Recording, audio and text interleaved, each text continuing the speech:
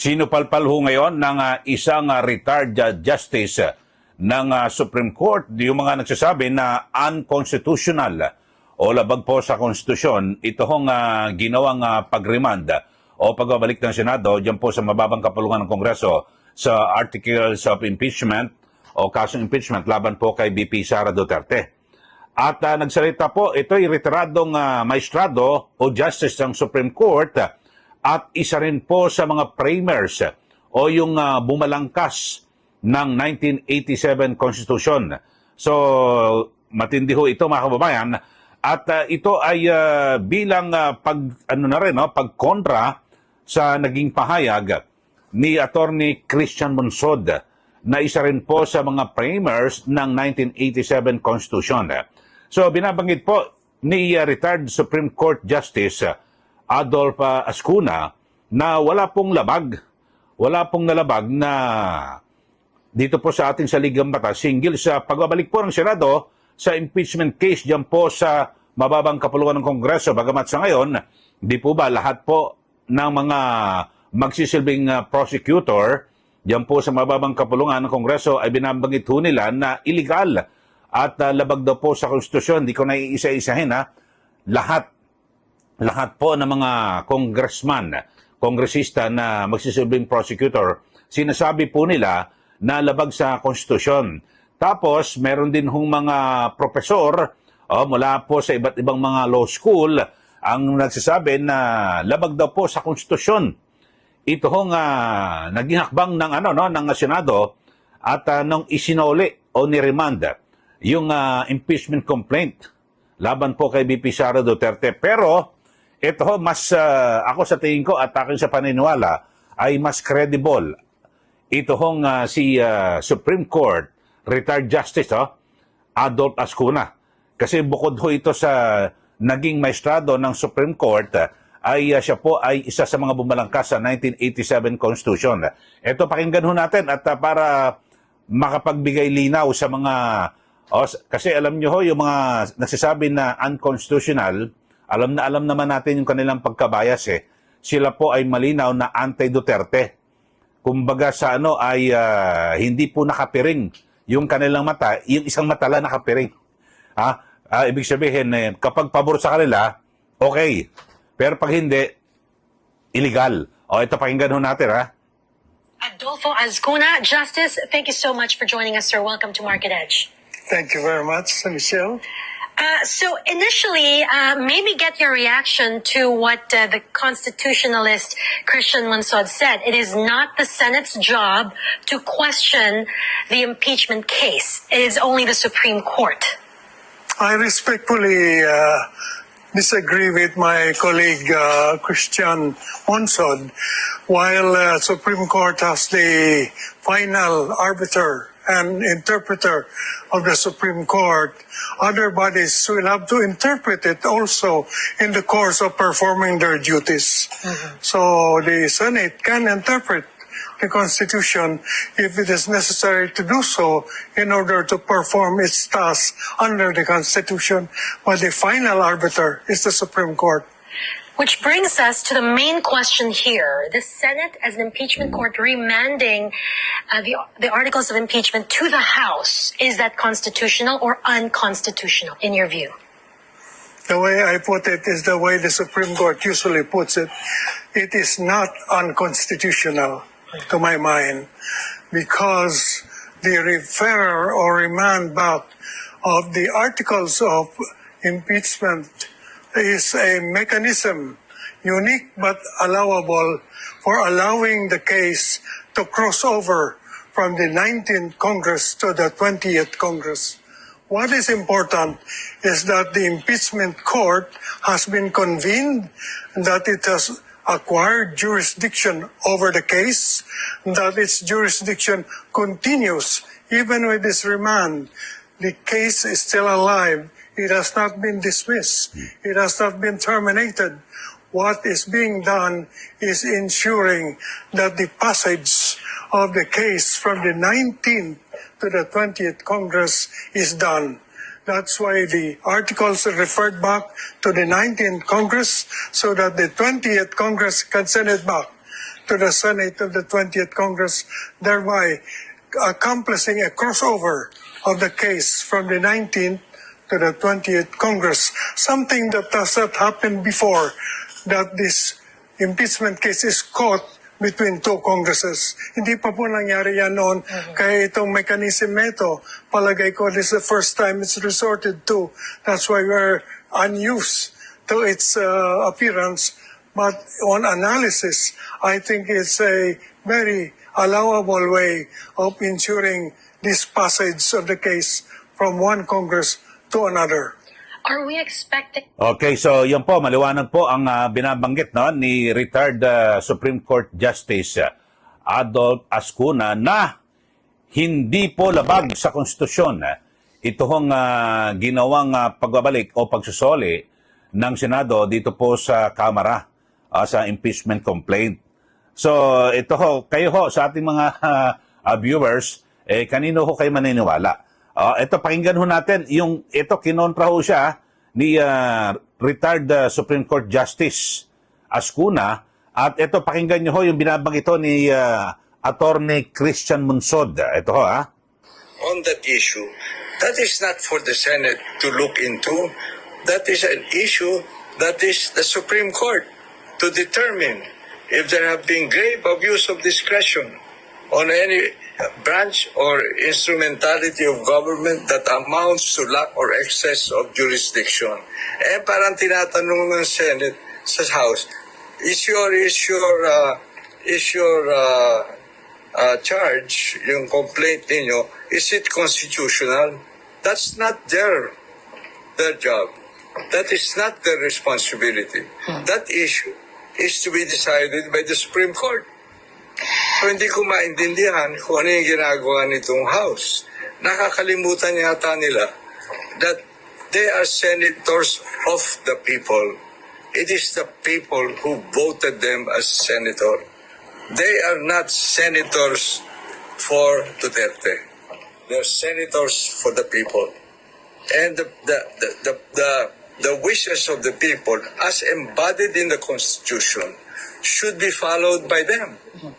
That they are supposed to try immediately the impeachment charge on that. Okay, so yan po, maliwanag po, binabanggit po ni Attorney Christian Munsod, dating COMELEC Commissioner, at alam nyo naman kung saan po ito nakakiling. Ito po ay sinasabing di umano'y dilawan at talagang anti-Duterte. So dito ho mga kababayan, ang sa aking pananaw, mas paniniwalaan ko po ay ito hong si retired Supreme Court Justice Ascuna. At hindi po matatawaran yung kanyang karunungan at pagiging magaling sa batas dahil sa naging maestrado po ng Supreme Court. At ganyan din po ay isa po sa mga framers o bumalangkas ng 1987 Constitution. So alam na alam niya ho ang detalye. Pero itong si Attorney Christian Munsod, kasama rin po siya sa bumalangkas dito po sa 1987 Constitution. Kaya lang, bakit parang nag-iba po yung kanyang interpretasyon? Baka nakatulog siya o absent siya nang tinatalakay itong isyong ito. So, maliwanag ho mga kababayan, at ang dami ho kasi ngayon ng mga nagmamagaling di po ba? Mga sinasabing mga abogado sa iba't ibang mga law school, UP, UST, Ateneo, sa lahat po, sila ay nagkakaisa na unconstitutional daw po itong ginawa ng Senado ng isole o irimanda yung impeachment complaint diyan po sa mababang kapulungan ng Kongreso. Pero nagsalita na po ito pong si Justice Ascuna. Alam nyo, itong si Justice Ascuna, talagang kakaiba ho at yung kanyang katalinuhan Ito rin ho, mga kababayan, ang nagsabi na labag sa batas at hindi po dumaan sa due process ito hong pagkaka-aresto at dagliang pagkapatapon sa ICC kay dating Pangulong Rodrigo Duterte. Mga kababayan. So, mas alam nyo, mas kapanipaniwala ito pong si retired Justice Ascuna. At kasi ngayon, may mga nagbabato rin ho, nang sinasabi na itong mga senador, bakit sila ang nagtatanong at para tila sila raw ay nagsisilbing abogado na. ni VP Sara Duterte na bakit nagsasabi na dapat na i-dismiss o kung ano man ang gawin. Ito ho, pakinggan nyo ho, ang sabi po ni Justice Ascuna, hindi mo naman masasabi na nag-aabogado na yung mga senador dahil sa wala pa naman yung mga defense lawyer. So yung mga senador, sila nag-uusap-usap at gusto lang ho linawin at tiyakin na wala pong nalalabag na batas. Ito, pakinggan ho nyo ulit ha, yung binabanggit to ni Justice Ascuna. Naku, napakaganda ho ito na ating pakinggan at maunawaan. Senator can question without necessarily being a lawyer for the respondent. The time for the lawyers to come in will come later on. But before that, the senators want to be sure that they're standing on solid legal ground also. So they can raise questions. Where does Okay, this so yun ho, maliwanag ho, binabanggit ni Justice Ascuna na the senators can raise questions. So ayan, pwede po silang magtanong. Kasi ang binabanggit ho ngayon ng ilang mga prosecutor, hindi ko na papangalanan kasi ang dami ho nila, maubos po yung oras natin na kung saan binabanggit nila, parang tila nag-abogado raw ni VP Sara Duterte yung ilang mga senador kasi sila po ang nagtatanong ng kung ano-ano sa mga usapin. O ito ho, sumagot na po ito hong si Justice Ascuna na sabi ho niya, yung mga abogado ng depensa ni VP Sara, sa susunod na yan kapag nagtuloy-tuloy na yung paglilitis. Pero sa ngayon ay maaring magtanong ito hong mga senador sa kanilang kapwa senador. Yung mga senator judges sa kapwa nila mga hukom, mga kababayan. So maliwanag ho ito At itong si Justice Ascuna, mga kababayan, ito po ay nagsilbing maestrado ng Supreme Court. At talagang hindi po matatawaran yung kanyang katalinuhan at yung maalam po sa batas.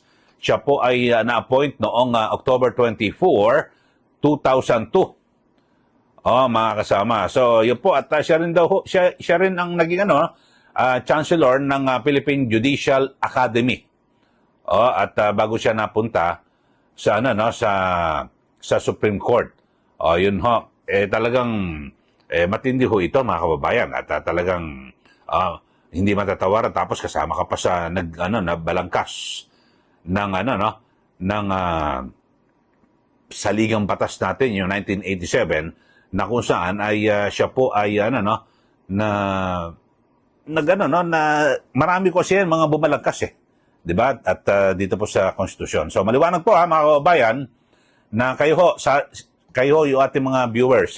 Sino ho ang inyong paniniwalaan? Kasi ang dami ho nagsasama-sama ho sila, no? Yung mga prosecutors, mga abogado ho 'yan. Tapos yung mga abogado rin na nasa law school, biruin mo mga profesor na nagtuturo sa mga law students. Tapos sinasabi unconstitutional. Sabi po ni Justice Ascuna, hindi labag sa konstitusyon. Hindi yan unconstitutional. At mismo binara niya ho, sinopla niya ho itong si Attorney Christian Monsod na isa ring abogado na nagsasabi na at bumabatikos dito po sa naging hakbang ng Senado. Okay, so maliwanag ho yan mga kababayan at alam nyo sa ating mga viewers, dapat lagi ho tayong mapagmasid at siguro ay titingnan ho natin yung bawat salita. Ang masaklap po kasi iba naniniwala kaagad. Naku, sinabi ng ganito maraming abogado, hindi ko marami ho sila na po ang totoo o sila na po ang tama. So maging maingat ho tayo, lalo dito po sa mga isyong ito sa impeachment. Kasi ako ho, at bilang isang pangkaraniwang mamayan at veteranong mamahayag, nais ko po na talagang magkaisa, wala akong nahunggulo. O alam nyo, isa po sa talagang nakapagpapahati ng mga Pilipino at 'di ba, pagkakawatak-watak itong impeachment na ito. Mga kababayan, at hindi naman natin matatawaran na napakarami ho ng mga taga-suporta ito pong si VP Sara Duterte at isang malinaw na talagang yan po ay ebidensya o resibo, yung nakatatapos lang ho na 2025 elections na kung saan marami po siyang mga inendorso na talagang ang ikinakampanya ay huwag ituloy ang impeachment, sila po nanalo, so nagsalita ang taong bayan, di po ba? Okay, sa mga bago lang po sa ating channel, subscribe na po kayo. At huwag pong kalimutan na i-share at i-like para lalo pa hong lumawak ito hong ating mga pagtalakay sa iba't ibang mga issue dito po sa ating bansa. Muli, ito po si Kaeli. Maraming salamat. Magandang araw po sa ating lahat.